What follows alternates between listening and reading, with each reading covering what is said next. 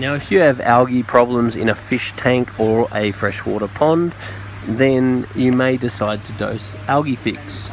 Now the first thing I would do is make sure that your aquarium or pond is very well aerated. I want very good surface agitation.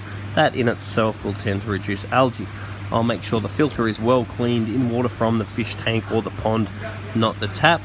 I will give the gravel a bit of a clean and check on my general husbandry of the tank.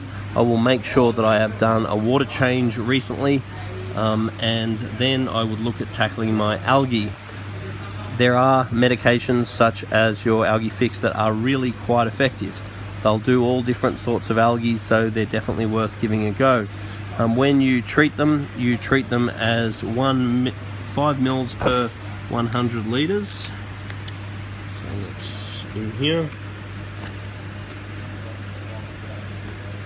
And make sure that your KH is not 0, because that can affect it, and make sure there's plenty of oxygen before you do use any of these sorts of medications, because you don't want to have a adverse effect. So you can dose this a couple of times a week until you do solve the problem. So water changes, reducing phosphate and various other things can stop you from getting the algae in the first place. But if you've got the algae and you want to get rid of it, this stuff Algaefix, dosed a couple of times a week at 5 mils per 100 litres, is definitely something worth looking at. But once again, if you have any issues with your aquarium or pond, the main thing I recommend you do is come down and see us with a sample of water from the tank so we can test it, and a video of the tank or pond running, and let us assess why you've got the problem. Then we can help you treat it and help you make sure you don't get it again.